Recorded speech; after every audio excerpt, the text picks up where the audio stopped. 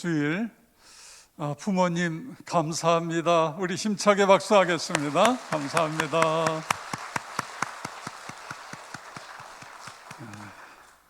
우리 70세 이상 되신 어르신들은 이따가 나가실 때 선물하고 꽃, 비누꽃입니다. 향기도 있고 꼭 받아 가시기를 바랍니다. 부모는 자녀에게 두 가지 유산을 물려줄 수 있습니다. 하나는 물질적인 유산이고 또 하나는 정신적인 유산입니다. 물질적 유산은 자녀가 일시적으로 윤택하게 편하게 살 수 있게 하지만 정신적인 유산은 자녀에게 평생 그리고 자녀의 자손에게까지 영향을 주게 됩니다. 우리가 자녀에게 남겨줄 수 있는 최고의 유산은 하나님을 사랑하고 그의 계명을 지키는 그분을 경외하는 정신적인 유산입니다. 하나님은 당신의 백성들과 그 자손들에게 복 주시기를 원하십니다. 신명기 5장 29절에 나를 경외하며 나의 모든 명령을 지켜서 그들과 그 자손이 영원히 복받기를 원하노라. 아멘. 하나님께서 모세를 통해서 주신 말씀입니다. 나를 경외하고 하나님을 경외하고 하나님의 명령을 지켜 행하면 그들과 그 자손에게 영원히 복을 받도록 해주시겠다고 하는 약속의 말씀인 것입니다. 여러분, 이 천대까지 받는 은혜와 복은 저절로 오는 것이 아닙니다.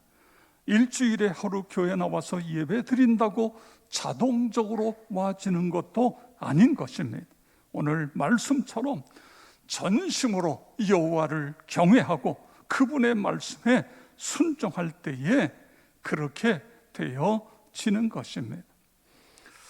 예수를 믿는 가정은 당연하지만 우리 자손들이 예수를 믿지 않더라도 부모님은 이런 이야기를 해야 됩니다. 내가 죽으면 기독교식으로 장례를 치러라. 나의 소원은 너희들이 다 예수 믿고 하나님이 내려주시는 은혜와 복을 받는 것이다. 이런 이야기를 자주 해야 됩니다. 그랬을 때의 때가 되면 언젠가는 하나님께 돌아오게 되어지는 것입니다.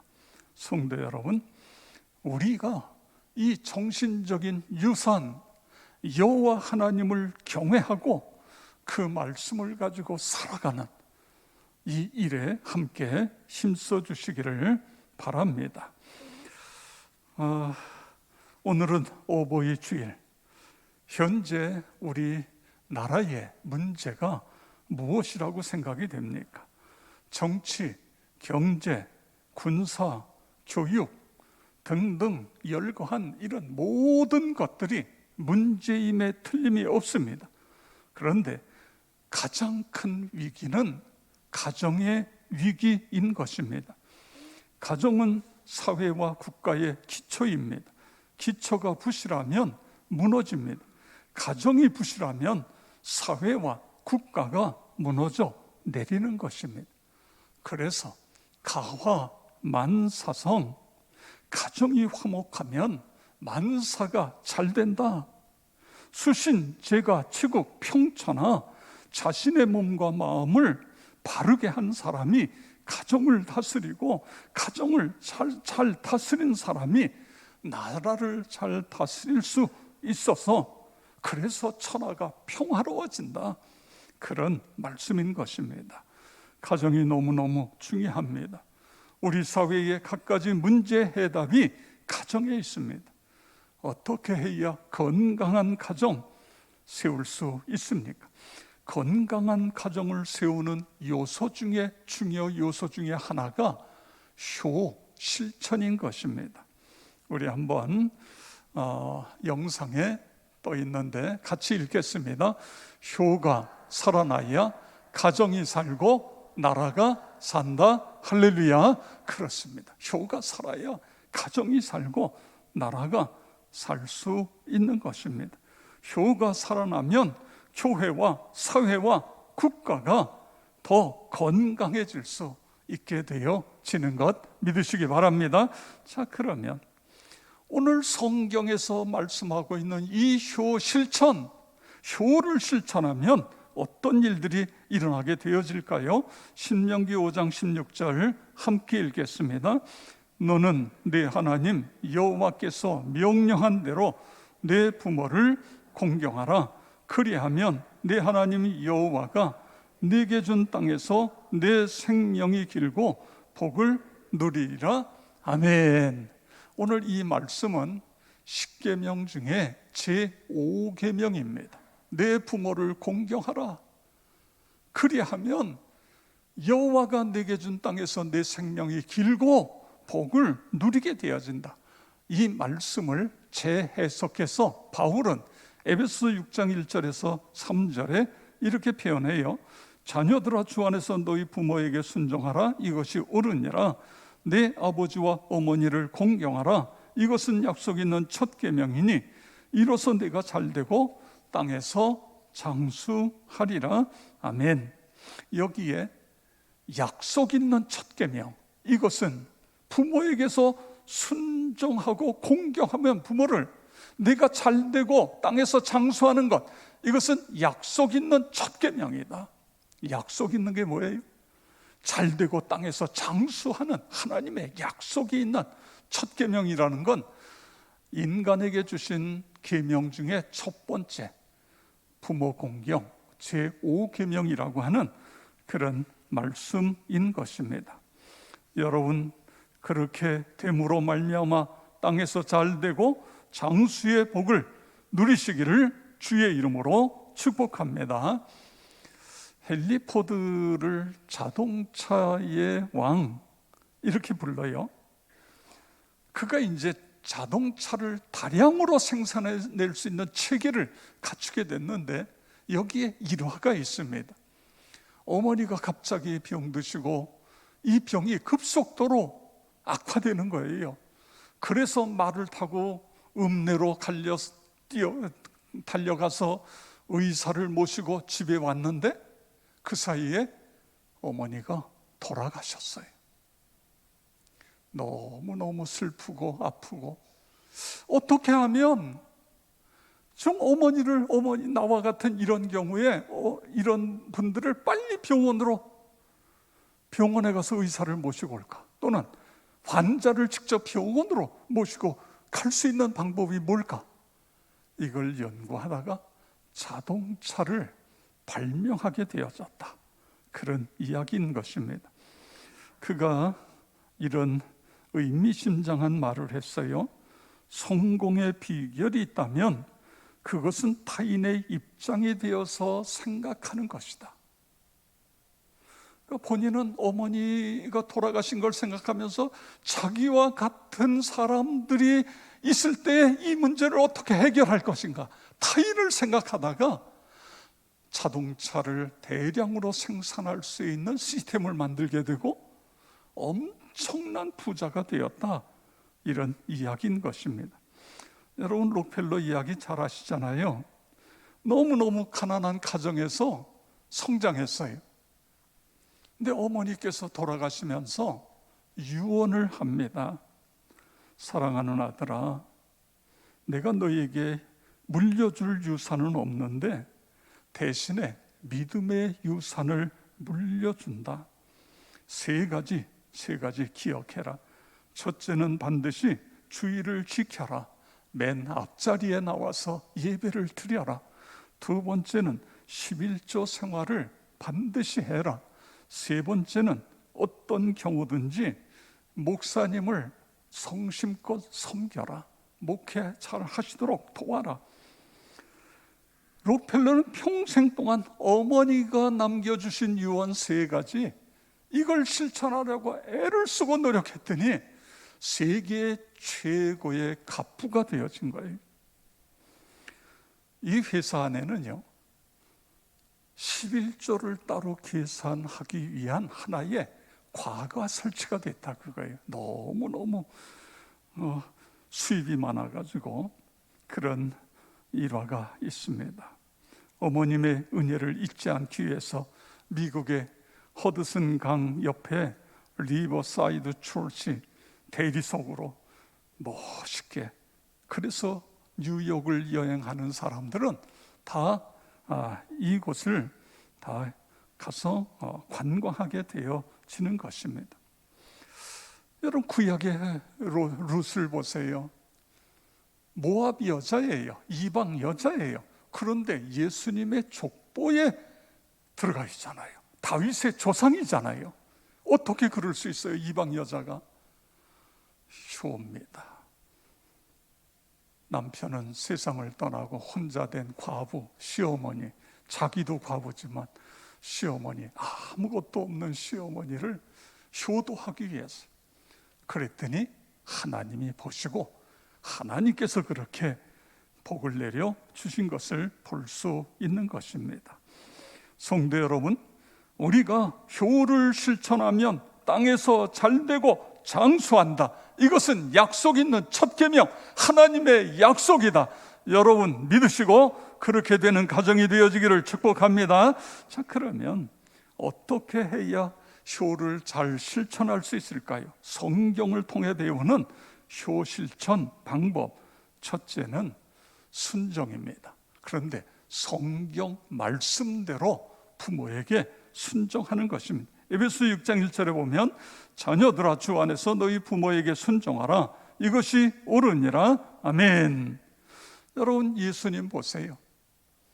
예수님은 하늘 아버지의 뜻을 찾고 그 뜻에 철저하게 순종하시는 그런 모습을 볼 수 있습니다. 요한복음 6장 38절에 보면 내가 하늘에서 내려온 것은 내 뜻을 행하려 함이 아니요 나를 보내신 이의 뜻을 행하려 함이니라. 아멘. 나를 보내신 이가 누구예요? 하나님 아버지. 그렇습니다. 그래서 예수님은 항상 기도하면서 아버지의 뜻을 찾았고 그 뜻에 무조건 순종하고 있는 것을 보게 돼요. 그 대표적인 것이 겟세마네 기도입니다. 누가복음 22장 42절에 보면 아버지여 만일 아버지의 뜻이거든 이 잔을 내게서 옮기시옵소서. 그러나 내 원대로 마옵시고 아버지의 원대로 되기를 원하나이다. 아멘. 십자가에 달려 죽는 것이 아버지의 뜻이라는 것을 확인한 이후에 예수님은 순종하시기 위해서 십자가로 나가셨어요. 그리고 그 끔찍한 양손과 양발의 대못을 받으시고 옆구리에 창에 찔려 모든 피를 물과 다 쏟으셨습니다. 성도 여러분, 오늘 성경에서 배우는 효의 방법의 첫 번째는 부모님을 존경하고 존중하며 그분의 뜻을 순종하는 거예요. 저는요 이런 생각을 해요. 우리 예수 믿는 부모가 자녀들에게 바라는 소원이 무엇일까? 여러분은 어떤 소원을 갖고 계십니까? 저는 제 자녀손들이 다 예수 잘 믿는 것, 이게 저의 소원이에요. 그래서 하나님의 은혜 속에 살아가는 거예요. 제 아들이 이제 호주에 살고 있는데 거기도 이제 코로나 때문에 영상 예배를 드려요. 그러니까 영상 예배를 드리니까 우리 교회에 들어와서 영상으로 예배를 드려요. 그러면서 전화가 와요. 아빠, 오늘 아빠 설교 말씀에 은혜 많이 받았어요. 뭐 이렇게. 참 세상에 이런 세상이 됐습니다. 근데 하루는요 문자가 오고 영상이 왔어요. 짜르르 오는데 보니까 교회에 가서 이제 코로나가 풀려가지고 교회 가서 아들과 며느리는 어른 예배, 손자는 유년부 예배, 그리고 손녀는 유치부 예배 드리는 걸 사진으로 찍고 동영상으로 해서 그걸 보내준 거예요. 그 모습을 보면서 그렇게 감사할 수가 없어요. 하나님 감사를 드립니다. 사랑하는 우리의 이 가문이 진리의 계승지가 되게 해 주시옵소서. 자자손손이 예수 그리스도를 믿고 오늘 성경이 약속하시는 이 놀라운 은혜와 복을 누리며 살아가게 해 주시옵소서. 그런 기도가 저절로 제게 나오는 그런 모습들을 기억하게 됩니다. 여러분, 다윗이요, 임종을 앞두고 자기 아들 솔로몬에게 유언을 했는데 어떤 유언을 했어요? 내가 이만큼 나라를 굳건하게 세웠으니 너는 여기다가 더 힘을 써서 제국과 큰 제국을 만들어라, 이런 유언했습니까? 아니에요. 열왕기상 2장 3절에 보면 우리 다 같이 읽겠습니다. 내 하나님 여호와의 명령을 지켜 그 길로 행하여 그 법률과 계명과 율례와 증거를 모세의 율법에 기록된 대로 지키라. 그리하면 내가 무엇을 하든지 어디로 가든지 형통할지라. 아멘. 그렇습니다. 다윗은 이 사실을 너무너무 뼈저리게 체험했어요. 내가 하려고 해서는 한계가 있어요. 하나님이 함께 하시고 하나님이 도와주시고 하나님이 역사하시면 제국도 만들어지는 것이다. 이 믿음이 있기 때문에 아들에게 마지막 유언이 여호와 하나님의 명령을 지켜 그 길로 가고 그 법과 계명과 율례와 증거, 그것을 지켜라. 어디로 가든지 무엇을 하든지 그러면 형통하게 되어진다. 성도 여러분, 그렇습니다. 예수 그리스도를 믿는 우리의 자녀들은, 우리 부모님이 예수를 믿는다고 한다면 하나님, 내 믿음이 더 신실한 믿음이 되고 뿌리 깊은 믿음이 돼서 이 믿음을 후세대로 이어주므로 이것이 효도하는 거 아닙니까? 또 부모님이 예수를 믿지 않는다고 한다면 기도하고 최선을 다해야 돼요. 하나님이 나에게 주신 은혜들을 간증을 통해서 부모님에게 간증을 하는 거예요. 어떻게 하든 하여간 부모님이 예수님을 믿고 천국 가실 수 있도록 하는 것, 이것이 바로 효도인 것입니다. 두 번째로, 성경적인 효는 성심껏 보살펴 드리는 것입니다. 요한복음 19장 26절 27절, 예수께서 자기의 어머니와 사랑하시는 제자가 곁에 서 있는 것을 보시고 자기의 어머니께 말씀하시되 여자여 보소서 아들이니이다 하시고, 또 그 제자에게 이르시되 보라 내 어머니라 하신대 그때부터 그 제자가 자기 집에 모시니라. 아멘. 여기 여자여라고 하는 것은 우리 표현으로 보면, 그런데 원어로 보면 이것은 존칭어인 것입니다. 기나이라는 단어를 쓰고 있는데, 자, 지금 예수님 상태를 보세요. 예수님 십자가에 못 박히셨어요. 생각해 보세요. 십자가에 못 박혀서 기진맥진, 양손과 팔과 옆구리에 피물을 다 쏟았어요. 말할 힘조차 없어요. 그런데 예수님 어떻게 하고 계시죠? 누구를 염려하고 있어요? 어머니, 살아계신 어머니의 삶을 염려하고 있어요. 본인은 이제 십자가에 죽었다가 3일 만에 부활해서 승천하게 되는데, 이 땅에 남아 계신 어머니의 그 다음 삶, 미래의 삶을 염려하면서 자기 사랑하는 제자에게 어머니의 삶을 위탁하는 그런 내용들을 오늘 볼 수 있는 것입니다. 물론 예수님은 29세까지 어머니와 동생들을 잘 살피고 도왔습니다. 아마도 육신의 아버지가 빨리 세상을 떠났던 것 같아요. 그래서 예수님이 그 일을 다 하고 이제 30세부터 공생애를 시작하지 않습니까? 자, 예수님에게서 우리가 배우는 효는 끝까지 효다, 그거예요. 끝까지. 그렇습니다. 부모는 자식에 대해 거의 헌신적입니다. 모든 것을 다 바쳐서 자식들의 뒷바라지를 합니다. 그러다 보니까 노후가 준비되지 않은 그런 부모가 있는 경우를 많이 보게 되어져요. 내가 할 수 있는 범위 내에서 우리 부모님에게 자녀들이 끝까지 최선을 다해 효도하는 것, 그렇게 실천함으로 하나님께서 그 모습을 보시고 복 내려주시는 은혜를 받기를 바랍니다. 세 번째로 성경적인 효는 광의적인 효다, 이렇게 표현할 수 있습니다. 마태복음 12장 49절 50절 함께 읽겠습니다. 손을 내밀어 제자들을 가리켜 이르시되 나의 어머니와 나의 동생들을 보라. 누구든지 하늘에 계신 내 아버지의 뜻대로 하는 자가 내 형제요 자매요 어머니이니라 하시더라. 아멘.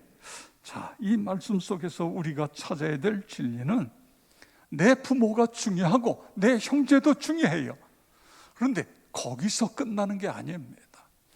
오늘 우리가 사는 이 사회는 나만 생각하는 극도의 이기주의, 이게 문제인 것입니다. 우리 그리스도인들은 나의 부모님, 나의 형제도 생각하지만 이 폭이 넓어져야 된다는 거예요. 이것이 오늘 하나님께서 우리에게 주시는 높은 가치, 그 가치를 추구하며 살아가야 된다, 그것입니다. 사랑밭 새벽 편지에 나오는 글입니다. 결혼한 지 얼마 안 돼서 남편이 그만 세상을 떠났어요. 아들 하나 키우면서 아들에게 모든 걸 다 겁니다. 그런데 이 아들이 잘 크던 아들이 그만 사고로 아들까지 세상을 떠났어요. 슬픔이 너무 크고 살 이유가 없는 것 같아요. 시름시름 앓면서 병이 깊어집니다. 오늘 의사가 이러는 거예요. 얼마 살지 못하실 것 같습니다. 이제는 삶을 포기하게 돼요. 그래서 모든 것, 하던 것 다 내려놓고 매일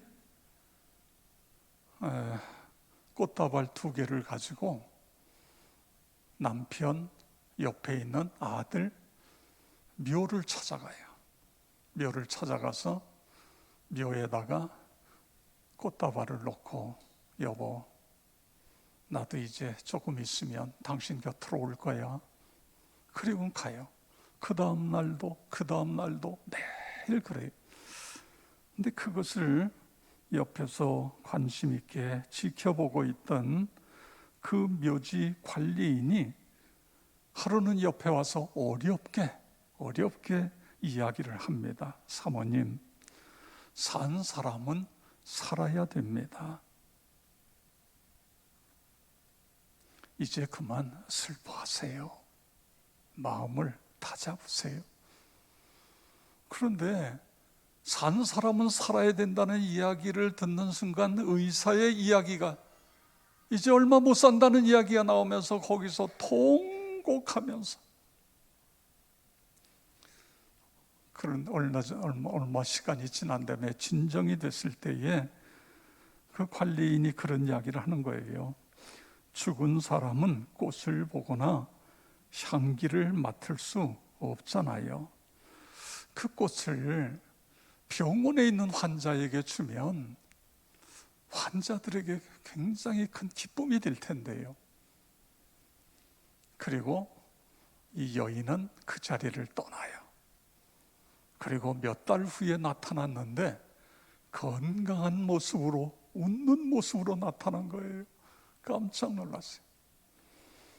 그 여인이 이야기합니다. 관리인께서 이야기를 하는 그날 그 꽃을 가지고 병원에 가서 환자들에게 꽃다발을 주었어요. 그 다음 날도 2개의 꽃다발을 만들어 또 다른 환자에게 주었어요. 그 다음 날도 또, 그 다음 날도 또. 그런데 꽃다발을 받는 환자들이 다 기뻐하며 행복해하는 거예요. 그런데 그 모습을 보는 순간 나도 기뻐지고 나도 행복해지고, 그러면서 내 몸이 점점 회복돼서 오늘 이렇게 건강을 회복하게 됐어요. 너무너무 감사해요. 성도 여러분, 물질을 나만을 위해서 쓰면 거기서 끝나요. 그런데 하나님이 주신 물질을 우리 이웃들과 함께 사용하게 되어지면 하나님께서 그걸 보시는 거예요. 그리고 어떻게 된다고요? 성경에 약속하신 것처럼 그렇습니다. 우리가 이 땅에서 잘 되고 건강케 되는 그런 은혜와 복이 이루어지게 되어지는 것입니다. 오늘 어버이 주일은 2021년 지나가면 끝나는 거예요. 오늘 하루로 끝나요. 그런데 여러분, 오늘 말씀 속에서 하나님이 약속하신 것, 내가 이 땅에서 잘 되고 건강해지는 비결이 있다. 그것은 효를 다시 회복하는 것이다. 첫째는 주 안에서 부모님께 순종하는 것. 주 안에서예요. 여러분, 부모가 예수 믿지 마라, 거기에 순종하라는 거 아닙니다. 주 안에서. 두 번째는 부모님을 성심껏 보살펴 드리는 것. 내가 받은 은혜를 조금이나마 갚는 거예요. 셋째는 내 부모뿐만 아니라 이웃까지 보듬을 수 있는 그런 마음인 것입니다. 우리가 할 수 있는 게 어디까지겠어요? 중요한 건 마음인 거예요. 마음. 그러므로 말미암아 여러분과 여러분의 자손이 하나님의 크신 은혜와 복을 누리며 살아가시기를 주의 이름으로 축원합니다.